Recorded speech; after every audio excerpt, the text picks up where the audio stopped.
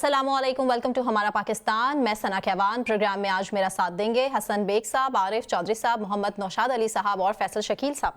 नाज़रीन, प्रोग्राम का आगाज़ सबसे पहले बिलावल भुट्टो जरदारी की प्रेस कॉन्फ्रेंस के हवाले से। पीपल्स पार्टी का बड़ा फैसला सामने आ चुका है। मुस्लिम लीग नून की हुकूमत में शामिल ना होने का फैसला किया है पीपल्स पार्टी ने, और साथ ही साथ मुस्लिम लीग नून के वज़ीर आज़म के उम्मीदवार को हम वोट देंगे, ये फैसला भी किया गया है पीपल्स पार्टी की जानिब से। और बड़े अहम पॉइंट्स हैं जो कि सामने रखे गए हैं। आज बिलावल भुट्टो जरदारी ने कहा है कि पीटीआई ने पीपल्स पार्टी से मुज़ाकरात की बात नहीं की है, इसीलिए हुकूमत नहीं बन सकती है। आगे बढ़ना था, कुछ करना था, इसीलिए नून लीग के साथ हुकूमत बनानी थी या नहीं बनानी थी, इसका फैसला सामने लेकर आना था। सो ये प्रेस कॉन्फ्रेंस की गई, सीईसी का इजलास था पीपल्स पार्टी का। इसमें और भी बहुत अहम पॉइंट्स हैं जो कि बिलावल भुट्टो जरदारी की जानिब से सामने रखे गए। उन्होंने कहा कि हम 18 माह नून लीग की हुकूमत का हिस्सा तो रहे, लेकिन हमारी शिकायत बहुत ज़्यादा हैं और हम चाहते हैं कि उन शिकायत का अजाला हो। जबकि साथ ही साथ उन्होंने ये कहा कि हुकूमत साजी जल्द मुकम्मल हो और मुल्क बहरान से निकले। नहीं चाहते कि मुल्क को एक और इलेक्शन की तरफ जाना पड़े, इसीलिए कुछ अहम फैसले हैं जो कि हम सामने कर रहे हैं। सीईसी में लोगों ने बताया है कि 18 माह हमारे काम नहीं हुए। उन्होंने कहा कि मेरी ख्वाहिश है कि आसिफ अली जरदारी इस मुल्क के सदर बने। नौशाद साहब, पहला सवाल आप ही के सामने। पीपल्स पार्टी के इस सियासी फैसले से आपको क्या लगता है कि सियासी इस्तेहकाम भी आएगा? बिस्मिल्लाहिर्रहमानिर्रहीम। आपने अपने इब्तदाइये में कहा कि मुल्क को बहरान से निकालने के लिए मेरा ख्याल है कि पीपल्स पार्टी के आज के फैसले के बाद उन्होंने सियासी बहरान पैदा कर दिया है। क्योंकि जब तक ये प्रेस कॉन्फ्रेंस नहीं हुई थी तब तक अवाम की उम्मीदें ये थी कि ये दोनों जमातें जो हैं मिलकर हुकूमत बनाएंगी। अब मामला ये है कि ये बड़ी दिलचस्प फैसले किए हैं उन्होंने, बड़े ज़बरदस्त सियासी फैसले आप इन्हें कह सकते हैं। हाँ। अगर सियासी एतबार से इन पे बात की जाए तो ये यकीनन पीपल्स पार्टी ये नहीं चाहती कि जो कोई भी उनके ऊपर जिम्मेदारी है वो बिल्कुल भी ना हो, लेकिन वो ये साथ ये भी चाहती है कि ऐसी हुकूमत बने जिसको वो यरगमाल बनाकर रखें कि डे टू डे अफेयर्स में भी जो स्पीकर हैं कौमी असम्बली के वो भी उनके हों, चेयरमैन सेनेट भी उनके हों, तो इसी को कहते हैं ना नौशाद सदर साहब? भी इनके हों। ये अक्लमंदी का फैसला तो फिर जरदारी साहब ने किया। ये अपोजिशन ना हुई, ये अपोजिशन नहीं है। असल मसला ये है, देखिए, अगर बिलावल भुट्टो साहब कहते हैं कि उन्हें मैंडेट नहीं मिला, तो उसी तरह का मैंडेट नून लीग को भी नहीं मिला। ये तो बड़ी सिंपल सी बात है ना, नून लीग के पास भी नंबर पूरे नहीं हैं। हाँ। और अगर फर्ज कीजिए कि पीपल्स पार्टी इस कोएलिशन गवर्नमेंट का हिस्सा नहीं बन रही, हाँ। यानी वो मखलूत हुकूमत नहीं बनाना चाहते, तो फिर ये क्या चॉइस रहेगी, किस तरह से हुकूमत बनेगी? क्योंकि नून लीग के पास तो नंबर पूरे नहीं हैं और ना ही जो आज़ाद अरकान हैं उनके पास वो नंबर है। क्योंकि अगर फ़र्ज़ करिए कि आज़ाद अरकान पाकिस्तान तहरीक इंसाफ के साथ मिलकर हुकूमत बना सकते थे, तो वो भी हमने ये खबरें देखी कि इमरान खान साहब ने कहा है कि हम पीपल्स पार्टी और नून लीग के साथ किसी सूरत इत्तेहाद नहीं करेंगे। अब जबकि वो इत्तेहाद नहीं करेंगे और पीपल्स पार्टी नून लीग का साथ नहीं देगी, तो नून लीग के पास क्या ऑप्शन रह जाएगी माँ सिवाय इसके कि वो एक ऐसी लंगड़ी लूली सी हुकूमत बनाए जो अकलियत के में रहते हुए बनाए, जिसके लिए वो हर वक्त यरगमाल हो पाकिस्तान पीपल्स पार्टी की। वजारत उज़्मा का वोट तो वो दे देंगे, लेकिन नून लीग की स्टेटमेंट अभी तक कोई सामने नहीं आई है इस हवाले से। क्या कश्मकश क्या चल रही है? मेरा ये ख्याल है कि इसके बाद सोच समझकर स्टेटमेंट देनी चाहिए। क्योंकि मेरी जो इतलात है, नून लीग ने सबसे पहले, मेरी इतलात के मुताबिक नून लीग ने फोन कर पहले जब नताइज आ रहे थे, अभी नताइज नवाज शरीफ साहब ने ये तकरीर नहीं की थी, उससे पहले पाकिस्तान पीपल्स पार्टी को फ़ोन करके ये कहा था कि चूंकि हमारे जो नताइज हैं उसके मुताबिक हमें मैंडेट नहीं मिला, जो हम मैंडेट चाहते थे वो भी नहीं मिला, और जो गवर्नमेंट फॉर्म करने के लिए ज़रूरी है वो भी नहीं मिला। तो बेहतर ये है कि आप लोग, पीपल्स पार्टी चूंकि चाहती थी कि आज़ाद अरकान से मिलकर बिलावल भुट्टो जरदारी साहब वज़ीर आज़म बने, तो उन्होंने ये पेशकश पीपल्स पार्टी को उसी वक्त कर दी थी कि आप हुकूमत बनाएं। लेकिन उसके बाद ये बात समझ में आ रही थी कि पीपल्स पार्टी जो उसकी 16 माह की पीडीएम गवर्नमेंट है उससे बड़ी इस वक्त जो है वो शॉकिंग उस पोजीशन में है। उन्हें नताइज के बारे में भी इल्म है कि नताइज क्या आए हैं, लोगों ने क्या रिस्पॉन्स दिया है, और जो सिचुएशन है, ये जो ऑप्शन उन्होंने पेश की है पीपल्स पार्टी ने, ये मीठा मीठा हप हप और कड़वा कड़वा थू थू वाली है। हाँ। यानी वो ये चाहते हैं कि वो हुकूमत का हिस्सा इस तरह से हो कि वो उन पे कोई जिम्मेदारी ना हो, लेकिन वो हुकूमत के हर मामले के अंदर उन्हें यरगमाल बनाकर रखें फॉरएवर, जितनी देर भी हुकूमत चलती है। अगरचे कि ये जिस तरह की प्रोपोजिशन बताई जा रही है ये इस तरह की हुकूमत चल ही नहीं सकती, क्योंकि डे टू डे अफेयर्स के अंदर आप जब कौमी असम्बली के जो स्पीकर हैं उनके मरहूने मिन्नत हैं, आपने कोई लेजिस्लेशन करानी है उनके मरहूने मिन्नत हैं, चेयरमैन सेनेट के मरहूने मिन्नत हैं, फिर आप काबीना में इजलास में फैसले कोई भी करना चाहते हैं उससे पहले आपको बिलावल भुट्टो जरदारी साहब को ब्रीफिंग देना होगी और उसके बाद वापस आकर उनको बताना होगा कि काबीना में ये फैसला हुआ है। उनका दिल चाहेगा तो वो उसके अंदर आपकी रजामंदी का इजहार करेंगे, अगर नहीं दिल चाहेगा तो वो आपको कहेंगे कि हम आपकी हुकूमत जो है वो कल गिराने लगे हैं, हम आपके खिलाफ तहरीक अदम एतमाद लेके आ सकते हैं। तो ऐसी सिचुएशन के अंदर जो जिस तरह की सिचुएशन इस वक्त बनी हुई है, मुझे ये बड़ा शॉकिंग था मेरे लिए कि पाकिस्तान पीपल्स पार्टी जैसी तजर्बाकार जमात जो है, जो इन सारी हकीकतों को जानती है, इन हकीकतों को जानते बूझते हुए उन्होंने सियासत को तरजीह दी है, उन्होंने रियासत को तरजीह नहीं दी। उन्होंने अपनी सियासत बचाई है। आरिफ चौधरी साहब, आप और नून लीग को ट्रेन के आगे दे दिया। कंटिन्यू करें और थोड़ा ब्रीफ करें कि पीपल्स पार्टी की जो ये मूव थी वो कितनी इंटेलिजेंट मूव है पीपल्स पार्टी के हक में, क्योंकि पीपल्स पार्टी के जो चेयरमैन हैं बिलावल भुट्टो जरदारी साहब, वो कह रहे हैं कि पार्लियामेंट और वजीर आजम अपनी मुद्दत पूरी करें, हम ये भी चाहते हैं, क्योंकि नजर आ रहा है सामने बेल आउट पैकेज, IMF से कर्जा लेना, मईशत है, महंगाई है, बेरोजगारी है, इस तमाम तर चैलेंजेस में अब नून लीग क्या करेगी? देखिए, नून लीग को वही करना चाहिए जो एक ऐसी पार्टी को जो वाकई लोगों के मैंडेट पे यकीन रखती हो, जो जमहूरियत पे यकीन रखती हो, वो करती है। नून लीग ऐसी गवर्नमेंट इस तरह की सूरत हाल में, जबकि उनके ऊपर रिगिंग के साए हैं, उनके अपने इलेक्शंस, ये सारे जिनकी अभी नोटिफिकेशन की खबर आ रही थी, ये सारे वो लोग हैं जिनके इलेक्शंस पे बहुत बड़े सवालिया निशान हैं। अभी तक वो फॉर्म 45 का मसला हल नहीं हुआ। होना तो ये चाहिए, उसकी वजह ये ना, क्योंकि जिन्होंने ये काम किया है उन्होंने कोई पहले किसी चीज का ख्याल नहीं किया और अभी भी सूरत हाल बदली नहीं है। नहीं, इलेक्शन कमीशन ने तो प्रेस रिलीज भी जारी कर दिया है आरिफ साहब, वो तो कह रहे हैं कि बिल्कुल फ्री एंड फेयर, और निगरान वजीर आजम भी यही कह रहे हैं। मैं कहता हूं कि इलेक्शन कमीशन भी ये कहेगा, निगरान वजीर आजम भी ये कहेगा और बाकी मुक्तदरा भी यही कहेगी, क्योंकि जिन्होंने ये सब कुछ अरेंज किया वो कैसे कहेंगे कि ये सही नहीं हुआ।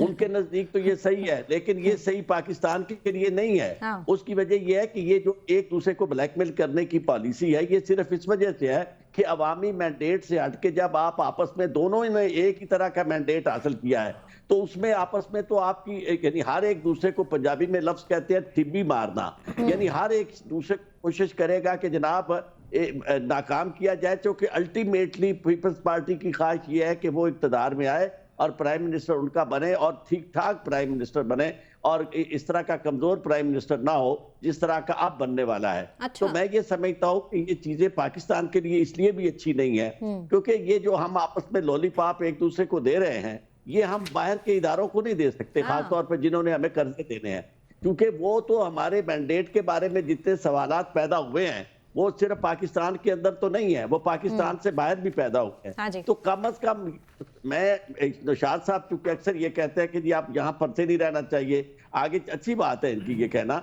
हमें भी ये सोचना चाहिए कि चलो एक हमारे पास रास्ता जो है वो ये था कि ये अदालतें जो है उनको ही कम अज कम इंडिपेंडेंट कर दिया जाता, और ये काम जो दोबारा फिर शुरू हो गया है, लोगों को पहले जेल ले जाना उठा के और उसके बाद फिर उनसे प्रेस कॉन्फ्रेंस करवा के तो PTI से हटा के उन्हें नून लीग में शामिल करना, ये वो वतीरा है। इसके नतीजे में पाकिस्तान आज यहाँ तक पहुंचा है कि लोग टुल गए।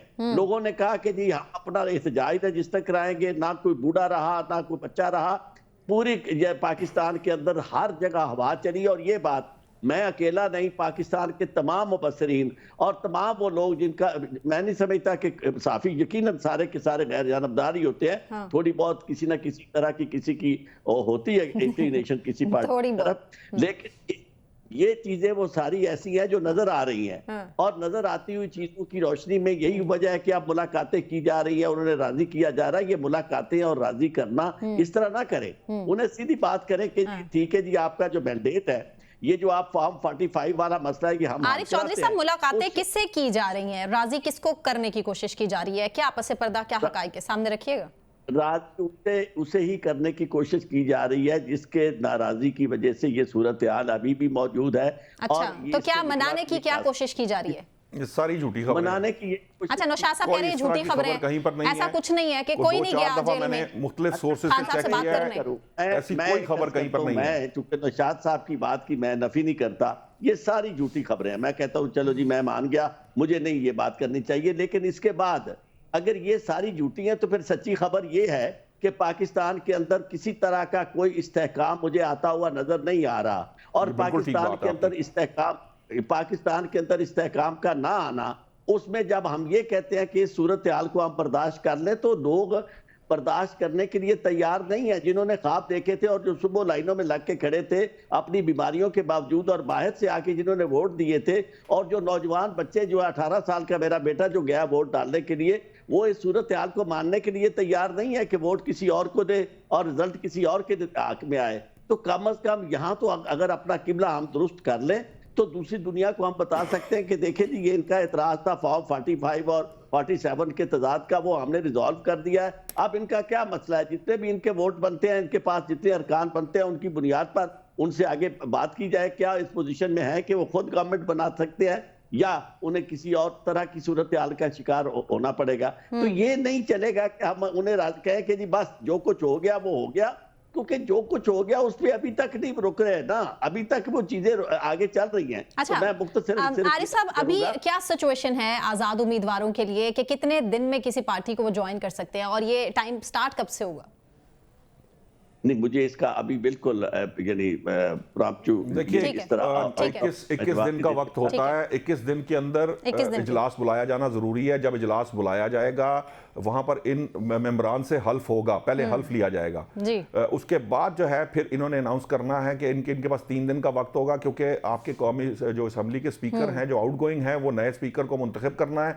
उसके बाद आपके जो वजारत उज़्मा का इंतखाब होगा, तो उस दौरान ये तय करेंगे कि ये कहां जाएंगे। मैं जरा थोड़ी सी बात आरिफ साहब की थोड़ी सी बात करना चाहता हूं। देखिए आरिफ साहब की बात दुरुस्त है, पैनलिस्ट को भी टाइम देना। नौशाद साहब क्विकली अपना रिस्पांस प्लीज कीजिए, उसके बाद में दोबारा आपको। आरिफ साहब की बात दुरुस्त है कि अगर कहीं एनोमलीज हैं, ये सेटिस्फाई करना इलेक्शन कमीशन का काम है। इलेक्शन कमीशन सिर्फ एक प्रेस रिलीज से मामलात को सेटल नहीं कर सकता, बहुत सारी डस्ट उड़ रही है। लेकिन अभी तक जो रिकाउंटिंग्स हुई हैं, जो बात हमारे सामने नतीजे आए हैं, उसमें हमें कोई चीज़ तब्दील होती हुई नजर नहीं आई। जितनी भी रिकाउंटिंग्स अब तक हुई हैं, मुझे नहीं पता कि कितनी है करनी चाहिए और कितने हल्के खोल के इसको सेटिस्फाई करना चाहिए, बट करना चाहिए, क्योंकि अवाम को सेटिस्फाई किया जाना जरूरी भी है और इलेक्शन कमीशन की जिम्मेदारी भी है, क्योंकि वही इसका जिम्मेदार था इलेक्शन कराने का। अच्छा आरिफ साहब आपसे सवाल, जी आरिफ साहब आप मेरे सवाल का जवाब भी जरूर दीजिएगा। जी नौशाद साहब का पॉइंट क्या? ये जो इस वक्त मसला है ना, वो वोटों की काउंटिंग का मसला नहीं है कि आप थैले खोले। उसकी वजह ये कि इस अरसे में थैले जो है वो बदले जा चुके हैं। हाँ, मामला ये है कि जो रिजल्ट ऑलरेडी जारी किया गया है फॉर्म 45 पे, जिसकी बड़ी तकदीस है, और साहब उस पे भी प्रॉब्लम आ रही है। फॉर्म 45 बड़ी तादाद में जाली मार्केट में थे, ये बात हम पहले दिन से कह रहे थे। फॉर्म 45 जाली भी बहुत है, 47 भी इवन जाली फैलाए गए हैं, ये भी एक प्रॉब्लम है। अच्छा, इसके लिए ये प्रॉब्लम जो है आपको इंडिपेंडेंट बनाने होंगे ट्राइब्यूनल्स। अच्छा। वो जो पहले जो सूरत हाल नजर आई है, वो उसमें आपने ये देखा कि वही रवैया रिटर्निंग ऑफिसर्स का था जो फिर बाद में जो बने हैं ट्राइब्यूनल्स उनमें आया। आप एक दफा कम से कम साफ और शफाफ, ये जो लोगों को पकड़ दकड़ है ना उठा के ले जाना, मतलब इससे हट जाए, कह के बहुत हो गया, आपने सारा कुछ कर लिया, अब आपको हम छोड़ते हैं कि आप आपस में कुछ चीजें तय कर ले। तो मैं समझता हूं कि मसाइल का हल इसमें है। ये नहीं है कि जिन्हें आपने इतना मारा है, इतना रुसवा किया है, उन्हें कहें जी आप अपनी सारी रुसवाई को तो हजम करें, डाइजेस्ट करें और आगे बढ़ना है पाकिस्तान के लिए। इस तरह कोई नहीं बढ़ता। सबसे पहले जो ऊपर वाले हैं उन्हें सबसे पहले अपने सब्र का मुजाहरा करना होगा और उन्हें गुस्सा खत्म करना होगा कि ये पाकिस्तान उनका है, इसको आगे चलाना है और आपने लोगों कर्जे भी देने हैं, तो उसका फार्मूला ठीक। आरिफ साहब सवाल का जवाब एक आपसे ही चाहूंगी, उसके बाद मैं दूसरे पैनलिस्ट पर सवाल अपना थ्रो करूंगी। पाकिस्तान तहरीक इंसाफ जमात इस्लामी के साथ मिलकर केपी में अपनी हुकूमत बनाने जा रही है, लेकिन जमात इस्लामी तो की नुमाइंदगी नहीं कर रही केपी में, तो आपको क्या लगता है आईन इस हवाले से क्या कहता है कि किस तरीके से फिर ये हुकूमत बना पाएंगे? देखिए मैं आपको एक अर्ज करूं, इसमें आइन की तो तरफ से कोई रुकावट नहीं है। अच्छा। कोई भी पॉलिटिकल पार्टी अपनी अक्सरियत से खुद भी हुकूमत आ सकती है अगर किसी को साथ शामिल, वो ये सारी सिंबॉलिक है। जरूरी नहीं है कि उसमें नुमाइंदगी हो या ना हो, आप ये कह रहे हैं? बात नहीं कोई जरूरी नहीं है, लेकिन बात यह है कि वो पीटीआई उनके उस रवैये को जो उन्होंने जाहिर किया है जमात इस्लामी ने, उसे अप्रिशिएट करते हुए उनको अपने साथ ले जाना चाहती है, क्योंकि उसके बाद यहाँ जो तहरीकें चल रही हैं या लोगों का एहतजाज है जिस तरह का, उसमें पीटीआई के साथ जमात इस्लामी का होना बहुत ज्यादा इंपॉर्टेंट है। हाँ जी, हाँ, इसलिए इसके और मकासद है। ठीक। हसन बेग साहब, पीपल्स पार्टी की बात करेंगे वापस। पीपल्स पार्टी, बिलावल साहब की प्रेस कॉन्फ्रेंस बड़ी अहम प्रेस कॉन्फ्रेंस थी, बड़े अहम नुकात उनकी जानिब से सामने रखे गए। जो पीडीएम गवर्नमेंट थी उसमें जो उनके साथ सलूक किया गया वो भी उन्होंने सामने रखा है। अब पीपल्स पार्टी के जो बगैर बनेगी हुकूमत, वो किस तरह से डिलीवर कर पाएगी, आपको क्या लगता है? बनेगी तो करेगी। देखिए, मेरा ख्याल ये है कि इसमें हमें एक चीज़ में क्लियर होना चाहिए कि बुनियादी तौर पे ये ना तो पहली प्रेस कॉन्फ्रेंस थी बिलावल भुट्टो जरदारी साहब की, ना ये आखिरी होगी। अच्छा, इसलिए ये जो पॉलिटिकल सिचुएशन है वो बड़ी यानी इस तरह की बन गई है कि जिसमें उनकी जो बार्गेनिंग पोजीशन है वो बहुत बेहतर है। मैं ये समझता हूँ कि बुनियादी तौर पे वो अपनी बार्गेनिंग पोजीशन को पीपल्स पार्टी जो है और बेहतर करने के लिए ये सारा कुछ कर रही है। मैं नहीं समझता कि ये कोalition गवर्नमेंट नहीं होगी। फॉर द टाइम बीइंग आप कह सकते हैं कि आज की प्रेस कॉन्फ्रेंस के मुताबिक, आज के हालात के मुताबिक प्रोबेबली हो सकता है कि बिलावल भुट्टो साहब आज के हालात में सही कह रहे हूँ, लेकिन क्या पता कि कल का सूरज जो आएगा वो क्या नवीद लाएगा। मैं समझता हूं कि इसमें बहुत सारे इफ्स एंड बट्स हैं। अभी बहुत सारी चीज़ें होती हैं जो बिहाइंड द डोर्स हो रही होती हैं, और आपको पता है हमारे मुल्क में एक बहुत बड़ी हकीकत जो है वो एस्टेब्लिशमेंट है। मेरा ख्याल ये है कि जरदारी साहब का बड़ा क्लोज रिलेशनशिप है एस्टेब्लिशमेंट के साथ, और आने वाले दिनों में आप देखेंगे कि जब हुकूमत बनाने की बारी आएगी, जब प्राइम मिनिस्टर बन रहा होगा, तो डेफिनेटली उस वक्त तक पीपल्स पार्टी मुस्लिम लीग नवाज के साथ किसी न किसी नतायज पे पहुंच चुकी होगी।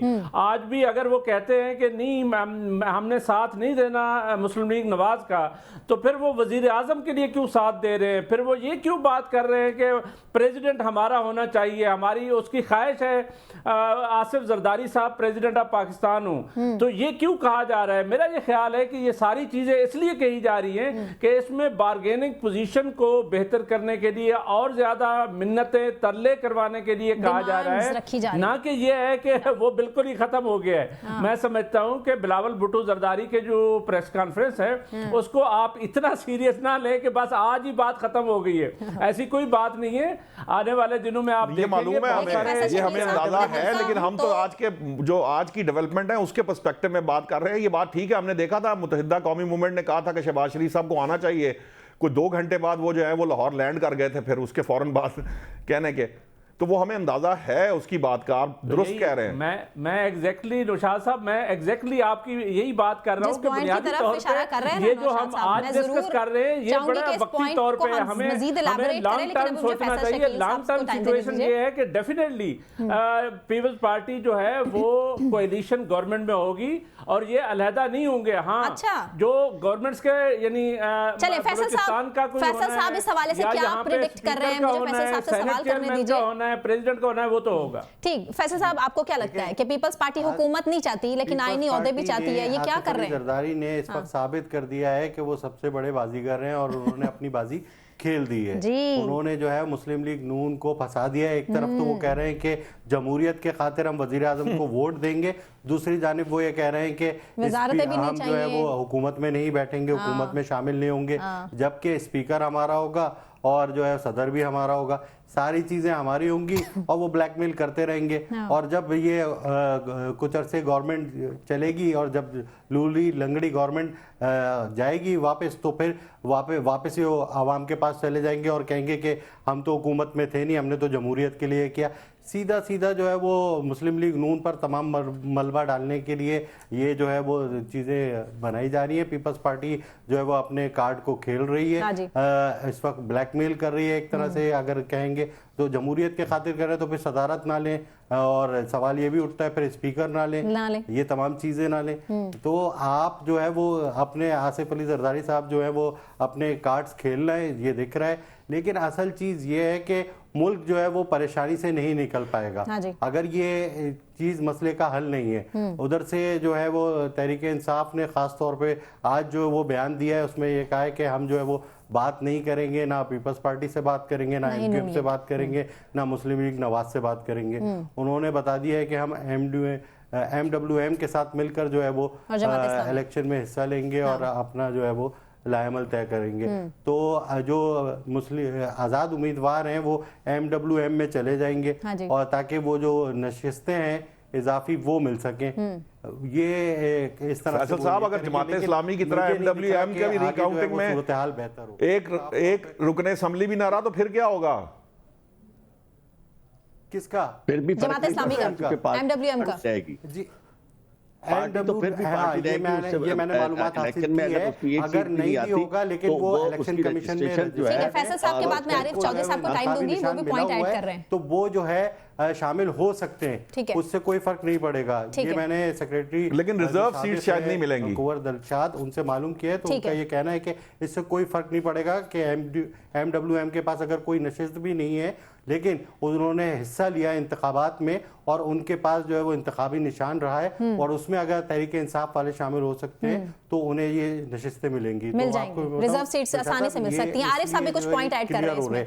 ये तो मैं सिर्फ ये अर्ज कर रहा था कि ये जो डेफिनेशन इन्होंने किया है इसमें इलेक्शन एक्ट 2017 में जमात इस्लामी की जानिब से ऐलान किया गया है कि 16 फरवरी को वो इस्लामाबाद में धरना देंगे, तो वही सूरत हाल हो जाएगी। लगता यही है कि मुल्क की जो है वो सूरत हाल कहाँ बेहतर हो पाएगी।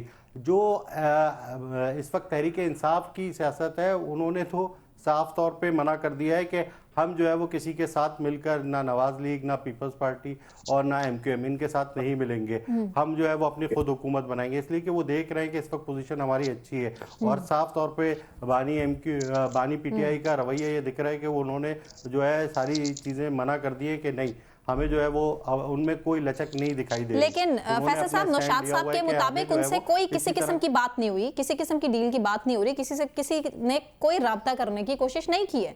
तो आपके पास क्या सोर्स है जो इस चीज़ को क्लेम कर रहे हैं आपके जी उनसे जो बातें हो रही हैं वो नहीं मान रहे? खान साहब, गुज़िश्ता रोज आपने देखा कि ये खबर आई कि उनको जो है वो 9 मई के मजीद केसों में गिरफ्तार कर लिया जाएगा, मुख्तलिफ किस्म की टैक्टिक्स बनी गाला भी उन्हें मुंतकिल किया जाएगा, कुछ इस तरह की खबरें भी सुनने को आ रही थी। तो उन्होंने खुद कहा इमरान खान साहब ने कि मुझे बनी गाला नहीं शिफ्ट कर रहे, जो बुशरा बीबी हैं उनको अडियाला जेल शिफ्ट कर रहे हैं। ये जो टिकर्स मैंने देखे थे जो जेल में उन्होंने सहाफियों से गुफ्तगू की है गैर रस्मी, उसके अंदर उन्होंने कहा कि मुझे नहीं कर रहे बनी गाला शिफ्ट, बनी गाला से बुशरा साहिबा को वो शिफ्ट कर रहे हैं अडियाला जेल। बिल्कुल सही कह रहे हैं नौशाद साहब। ठीक है, ठीक है, मुझे ब्रेक अनाउंस करना है। मैंने भी सुना है। हाँ जी, कि नौशाद साहब अपने टिकट्स पे तो यकीन रखते हैं, अगर हम कोई इंफॉर्मेशन शेयर करते हैं कि जी हमें ये पता चला है तो उसे कहते हैं कि आपके पास क्या तस्दीक है। आपका टिकर भी उतना ही इंपॉर्टेंट है जितनी हमारी खबरें हैं। तो बात ये है मेरी सर खबर नहीं है, मैंने टिकर की बात की है जो टीवी पे चल रहा था सर, टीवी पे चल रहा था। जो फरमाया जा रहा है, मैं आज अदालत में मौजूद था, ये जो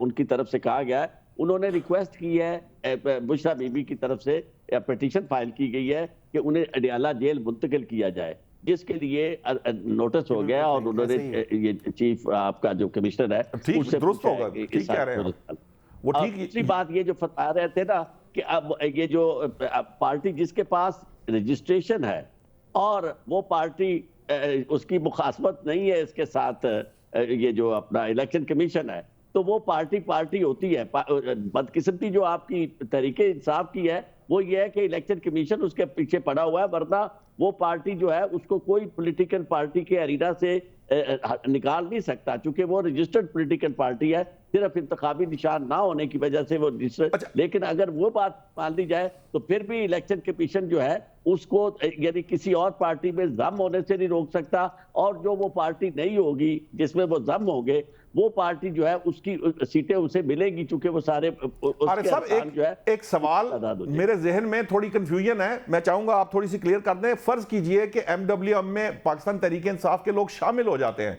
लेकिन इलेक्शन कमीशन में इंतखाबात में जाने से पहले हर जमात जो है वो अपनी रिजर्व सीट्स की एक लिस्ट देती है।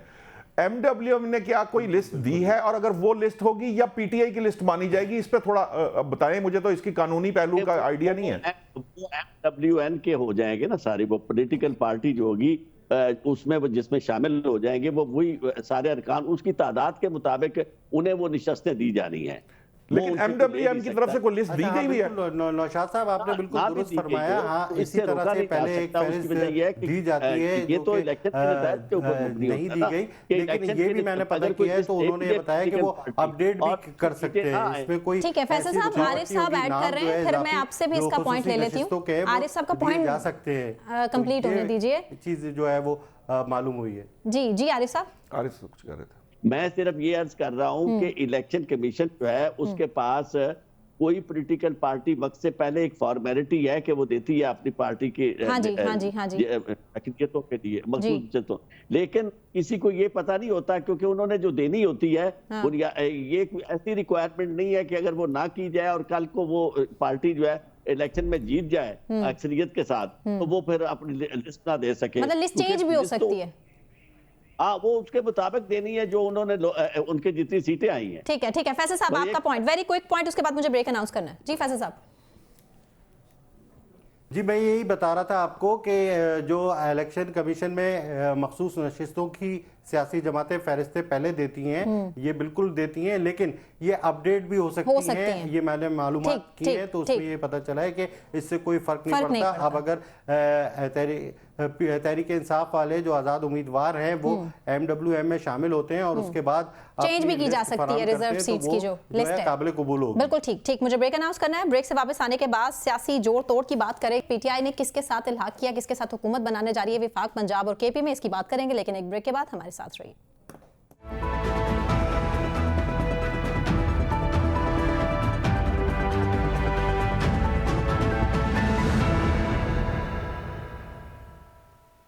वेलकम बैक नाजरीन। सियासी जोड़ तोड़ में बड़ी पेशरफ्त हुई है, बड़ी अहम पेशरफ्त इसे कह सकते हैं। पाकिस्तान तहरीक इंसाफ का विफाक पंजाब में MWM मजलिस वहदतुल मुस्लिमीन के साथ और इसके अलावा KP में जमात इस्लामी के साथ हुकूमत बनाने का फैसला सामने आया है, जिसके बाद ये खबरें दम तोड़ गई हैं, अफवाहें दम तोड़ गई हैं कि तहरीक इंसाफ पीपल्स पार्टी या नून लीग के साथ इत्तेहाद कर सकती है।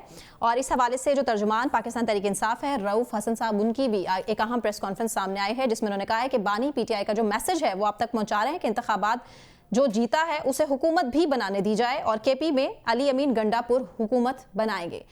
आरिफ चौधरी साहब, सबसे पहला सवाल मैं आप ही के सामने रखूंगी। आज़ाद उम्मीदवारों का जमात इस्लामी से इत्तेहाद कितना फायदेमंद साबित होगा?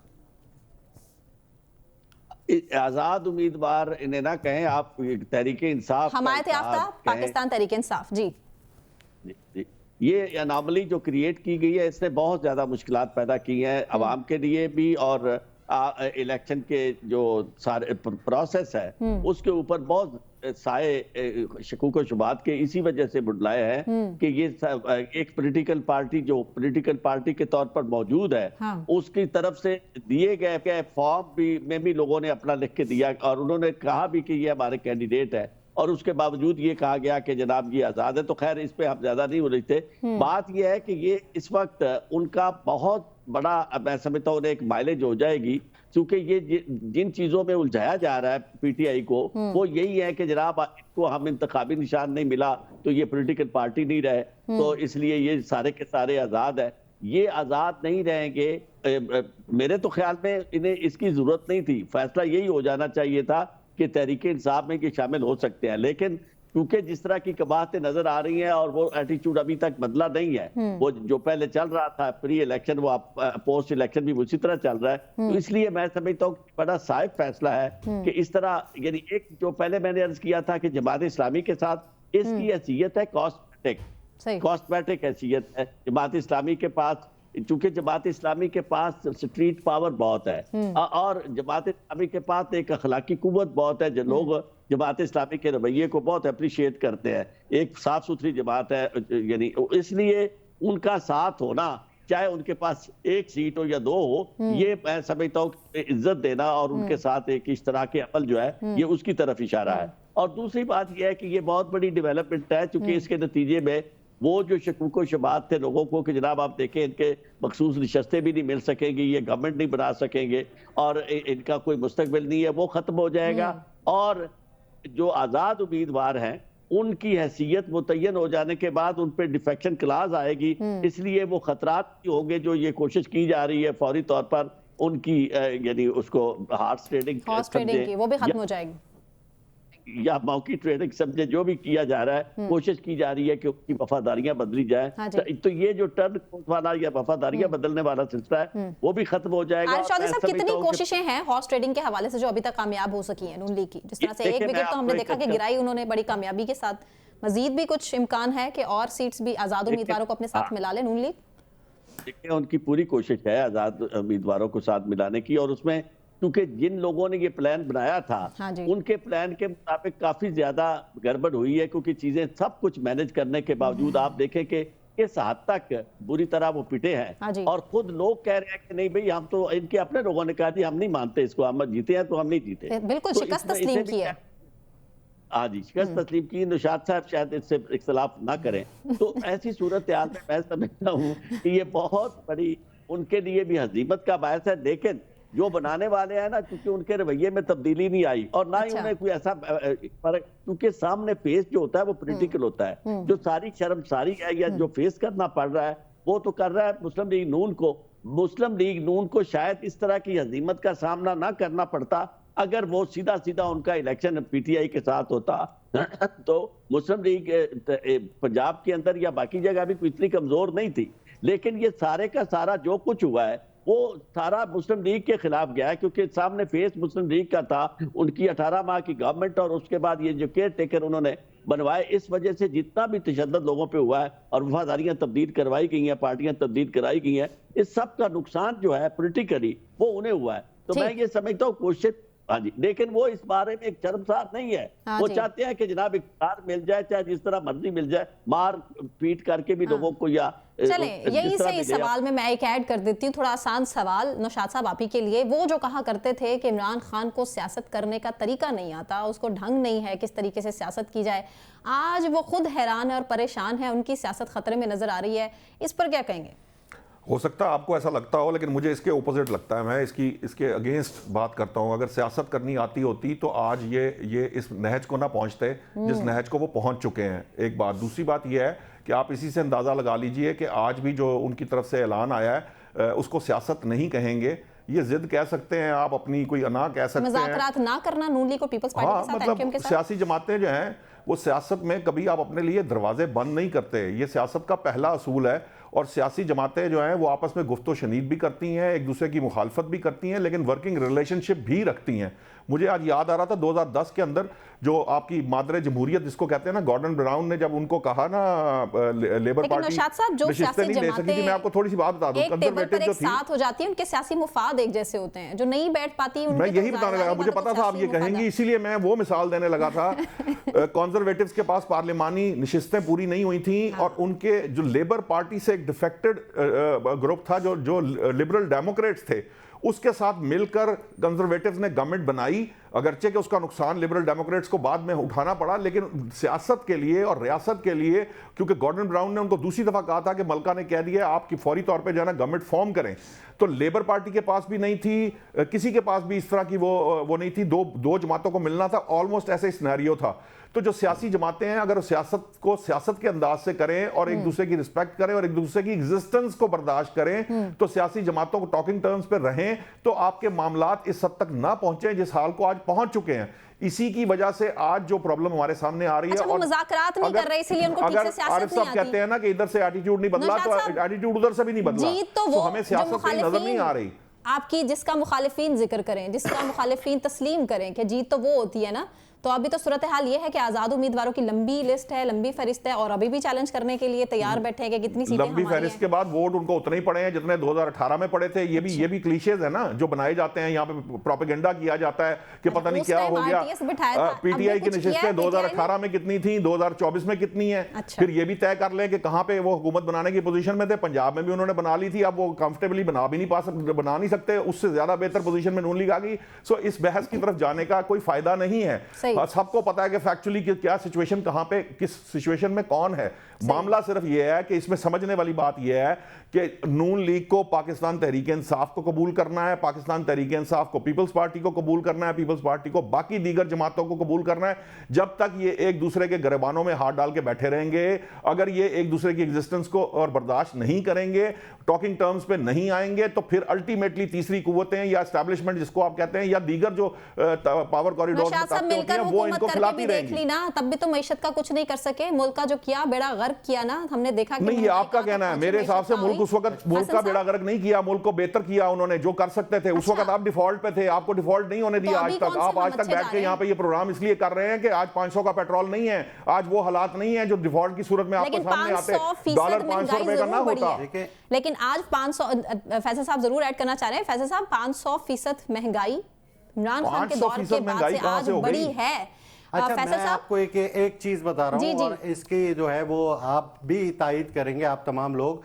ये जो इलेक्शन हुए हैं वो शफाफ और मुनसिफाना तो नहीं हुए, ये पूरा पाकिस्तान कह रहा है, पाकिस्तान ही नहीं पूरे बाहर में दुनिया भी ये कह रही है कि इलेक्शन जो है वो शफाफ नहीं हुए। इसी पर बात करनी है हमने, लेकिन अगले सेगमेंट में। अब ये बताइएगा फैसल साहब, लोग हैं मुखालफिन वो विड्रॉ हो रहे हैं और वो ये कह रहे हैं कि हमारा हक नहीं है, ये हक बनता है दूसरा। अब चीज ये है कि आपने जो पाकिस्तान की आवाम ने जो वोट दिए उनकी इज्जत, वोट को इज्जत दो का मामला चल रहा है। तो वोट को इज्जत दो का मामला, अब जितनी नशिस्तें जीती हैं इस वक्त तो सबसे बड़ी अगर देखा जाए तो तहरीक इंसाफ होती है, जो कि अभी आप लोगों ने नामो निशान मिटाने के लिए पहले नाम मिटाया तहरीक इंसाफ का, फिर निशान मिटाया कि वो बल्ला भी चला जाए। तो नामो निशान मिटाने की भरपूर कोशिश की इस्टेब्लिशमेंट में, लेकिन वो कामयाब नहीं हो पाए। अवाम ने अपना फैसला दे दिया, अवाम का सामने आ गया फैसला। अब परेशानी का शिकार है कि किस तरह से जो है वो इसको हम आगे बढ़ाएं।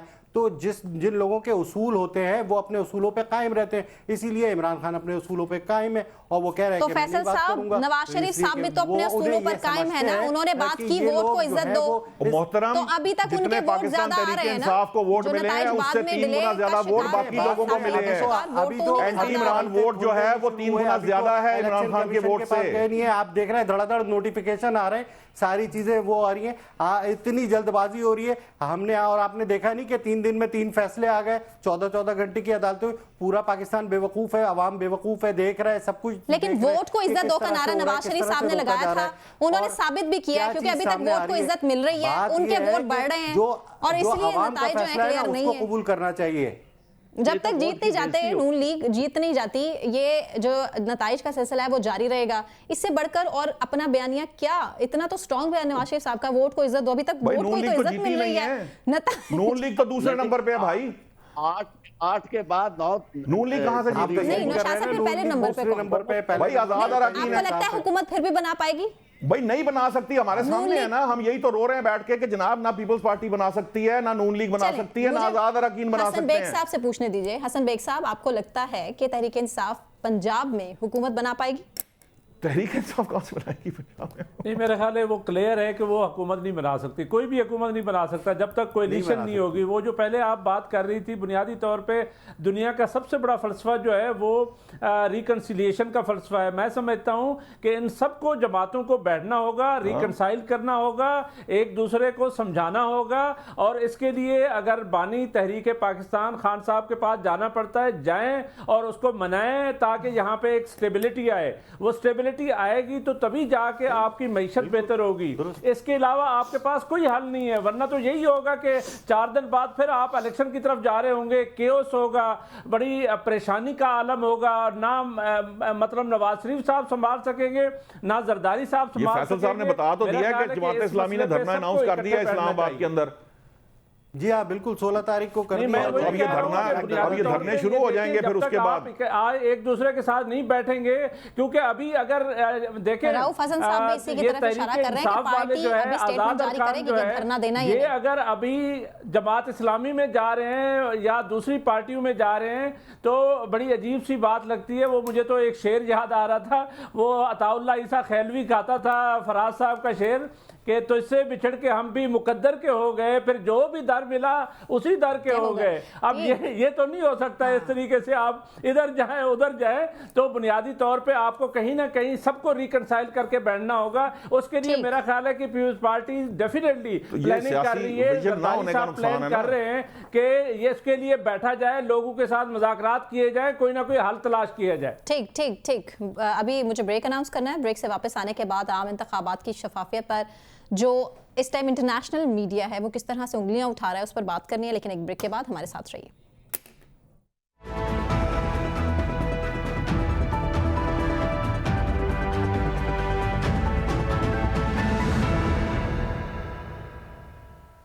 वेलकम बैक नाजरीन। सबसे पहले बात करेंगे कि हार्ट अटैक के मरीजों के लिए कोई अच्छी खबर नहीं है, एक बुरी खबर है। इंजेक्शन जो कि लगाया जाता है अल्ट्रा वेस्ट एंजियोग्राफी के लिए, और ये जो इंजेक्शन है ये basically Punjab institute of cardiology में भी नहीं है, फैसलाबाद इंस्टीट्यूट ऑफ कार्डियोलॉजी में भी नहीं है। इनफैक्ट कि यहाँ पूरे पंजाब से ये इंजेक्शन नहीं मिल रहा, और इस्लामाबाद में ये इंजेक्शन ज़रूर अवेलेबल है, 3800 इसकी कीमत है, लेकिन वहाँ ब्लैक में मिल रहा है और 20,000 तक इसकी कीमत बताई जा रही है।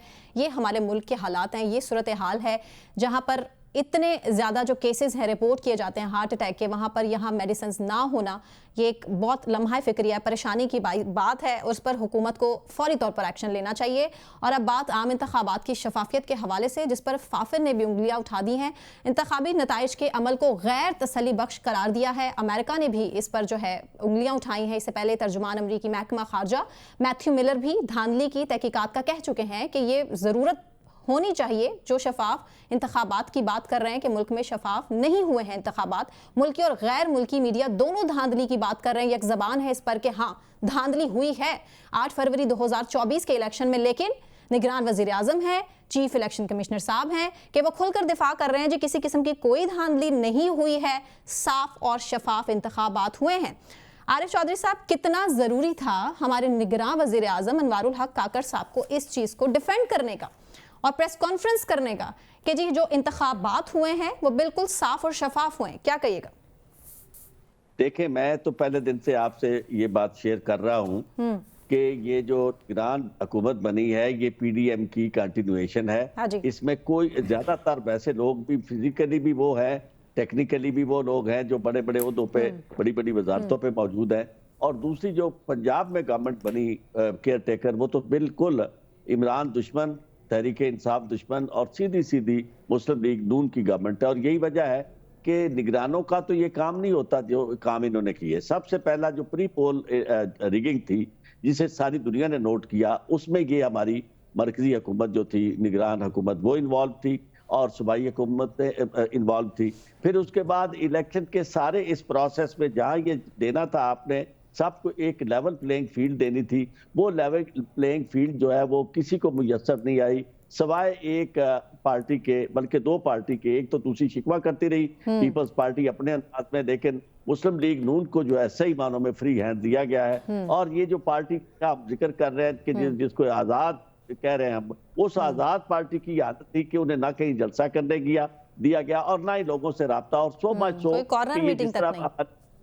ये फैसल साहब ने फरमाया कि उन्हें नामो निशान उनका मिटाने की कोशिश की गई।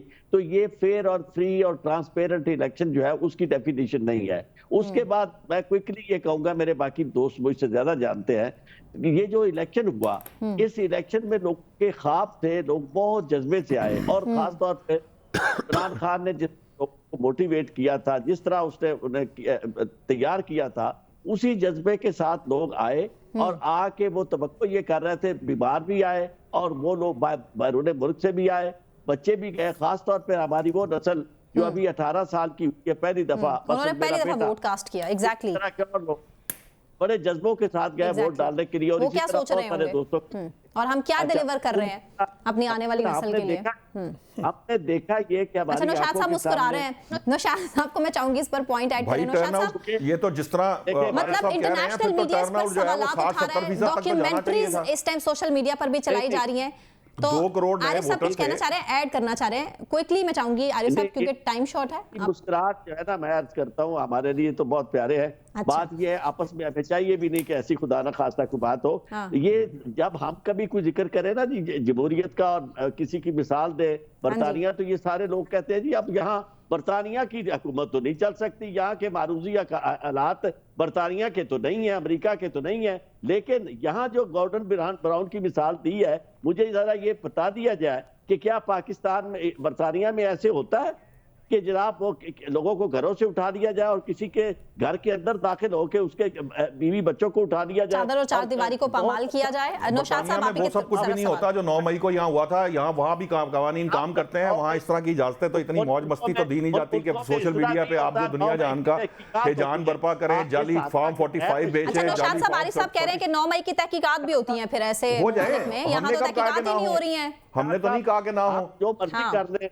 आपकी बेचैनी और जो आपका इस्तराब है वो कायम रहेगा। इससे थोड़ी सी हमें लगता है कि आप किसी खास नुक्ता नजर से है, वरना मैं तो किसी नुक्ता नजर से नहीं हूँ सर। मैंने कोई थोड़ी इमरान खान साहब को कहा कि आप ये काम करें जाके, या मैंने ये किसी और जमात को कहा। मैं तो सुने, तेरे हाथ से सारियां सिद्धियां ने, शेर सुनाता हूँ।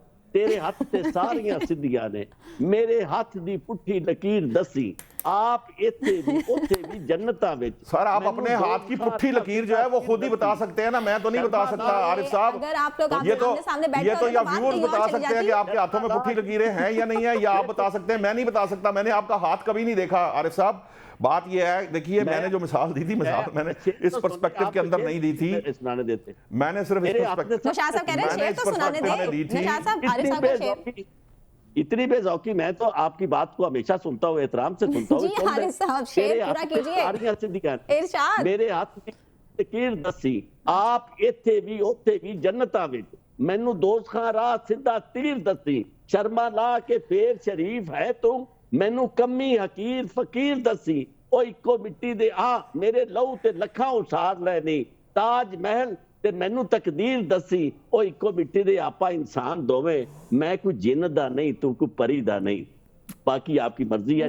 समझ तो गए होंगे आप। नहीं, मैं बहुत अच्छे तरीके से समझ गया हूँ। मैं भी समझाने की कोशिश करूँ, काश हमारी भी बात को समझने की कोशिश करें। जी। ठीक है ना, बात ये है। नहीं नौशाद साहब, वेरी क्विकली हाँ या ना में जवाब, इंतखाबात में धांधली हुई या नहीं?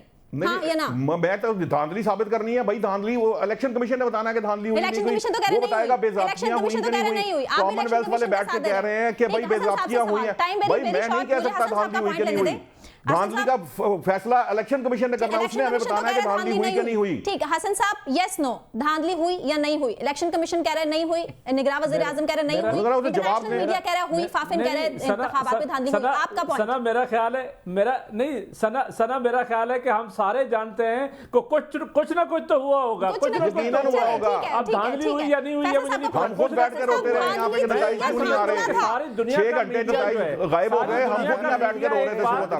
वो कर रहा है कि मशकूक कह रहा है, और हमारे प्राइम मिनिस्टर साहब कहते हैं कि जी साफ इलेक्शन हुए हैं। ये तो इलेक्शन कमीशन का काम था या प्राइम मिनिस्टर का काम था, मुझे नहीं समझ आई इस बात। उसको डिफाइन करने के लिए आ रहे हैं कि शफाफ इंतखाबात हुए थे। आप ये देखिए, इस तरह से वो कह रहे हैं कि शफाफ हुए थे।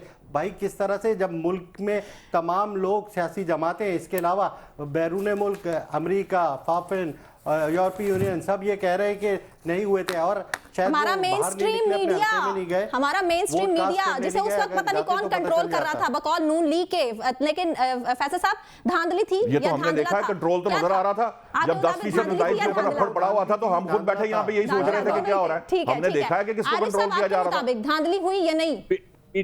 100% धांधली और बहुत बड़ी धांधली। मेरे ख्याल से 3 पैनलिस्ट एक तरफ है और नौशाद साहब एक तरफ है। भाई मुझे जवाब देना धांधली बात, मैं तो कह रहा हूँ इलेक्शन कमीशन जवाब दे। इलेक्शन कमीशन आकर बताए फैक्ट्स क्या हैं। हम खुद रो रहे थे यहाँ बैठ के इलेक्शन नतीजे नहीं आ रहे भाई, 6 घंटे इलेक्शन नतीजे नहीं मिले, एकदम रुक गया। इलेक्शन कमीशन शफाफ नहीं भाई, प्राइम मिनिस्टर को नहीं बात करनी चाहिए थी, चीफ इलेक्शन कमिश्नर को आगे जवाब देना चाहिए। जितनी भी तहफ़्फ़ुज़ात हैं उनको दूर किया जाना चाहिए। Free and fair elections were held in our country. हमारे तो वज़ीर आज़म अनवारुल हक काकर साहब ने तो कैटेगोरिकली जितनी एनोमलीज इस इलेक्शन में है, पिछले इलेक्शन में इससे ज्यादा हमें रिपोर्ट हुई है। Time is very short. Naushad साहब आपका बहुत शुक्रिया, chief election commissioner Hasan Baig साहब आपका शुक्रिया, फैसल शकील साहब आपका शुक्रिया, आपका शुक्रिया। मुझे सना कहवान को इजाजत दी। अपना ख्याल रखिए, अल्लाह हाफ़िज़।